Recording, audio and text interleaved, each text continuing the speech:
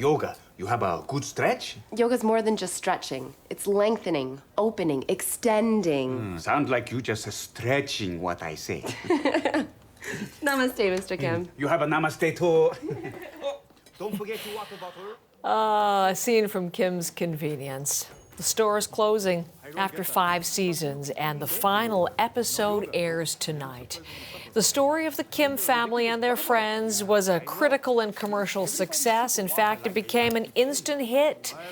Yelena Adzik is here as we look ahead to the final episode, the bittersweet night for so many fans. Yelena, tell us about this finale. What do we know about it? Well, we know that in keeping with the clip that you just showed us there, Heather, there's a sweetness, there's a softness. So I'm going to give you a little bit of a sense of that. Here's a clip from tonight's show. You know, it's a long time now. Mrs. Kim and me come from Korea. We make a store and 2 kids. Lots of hard time though. Racism, stealing, long hour. Food's getting cold. And the kid who never listen. But when I die, I'm not gonna think about that. I just think of a smiling customer, laughing with a friend. Good memory, like this. That time, there was no punchline at the end of that, just a really sweet toast to the family. And Heather, this show, as you know, it's just been so near and dear to so many people's hearts across the country, but also globally. A lot of people were really interested in the way that they portrayed this family. There was this all-Asian cast, and the people behind the scenes were also very sensitive to portraying the family in a way that was fun and special and sweet, but also incredibly respectful and authentic. That's a key word here, because this family, who hails from Korea, they just wanted to show them in a way that was very human. And so that's what we saw in that lead character you're getting a look at there, Paul Hyung Lee. This is someone who is just been such a part of the show as the central character, Appa, and a lot of people have been enjoying that. Now, I do want to share with you one of the tweets that was sent out from one of the creators of the show, Andrew Fung. Take a look at what he had to say, because he just says that he wanted to share all of the sweet memories filled with laughter, lots of sandwiches, and that he loved making comedy with everybody as part of the handy cast there.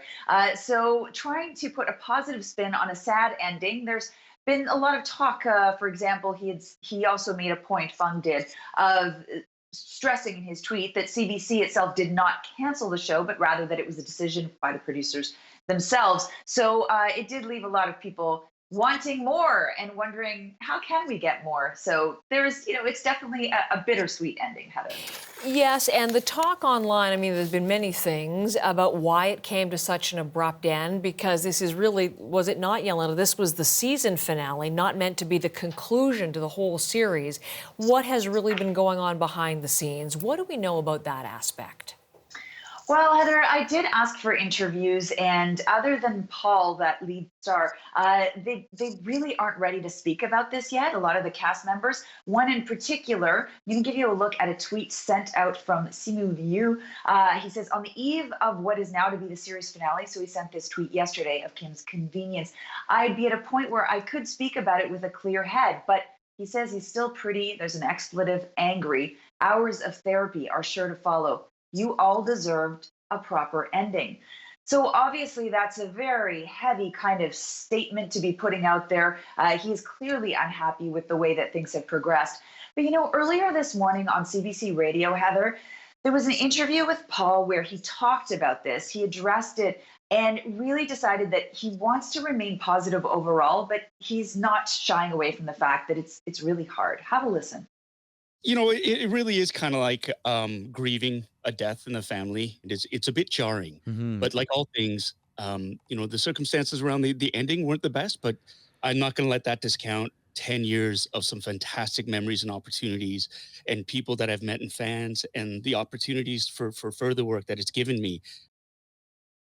Paul Sun-Hyung Lee also went on to say that he really feels that inclusivity matters. It's always mattered, but now more than ever, he wants other broadcasters and everybody to get the message that the demand is out there, the yearning is out there for shows that represent different communities, often marginalized communities, and he wants that to be the main takeaway. And it is worth noting that 2 stars of Kim's Convenience, they are going to be going on to have other shows on CBC. So Andrew Fung, the creator, Calgary-raised creator, he's going to be starring in a show where it's called Run the Burbs. So he's going to be playing a dad. He's got an entrepreneur wife and 2 kids. So there'll be some humor around that. And then also Nicole Power, she hails from Newfoundland and Labrador. She's going to be having her own show. It's a spin-off called Strays. So there's going to be a little bit more in the future, if not of Kim's Convenience specifically. But the store is closing tonight, 8 p.m. on CBC Television, 8:30 in Newfoundland. Yelena, thanks very much for all of this. And why don't we hear a little bit more of that scene from Kim's Convenience, the season finale. Like this. Yeah, that's not a move I made. With the face.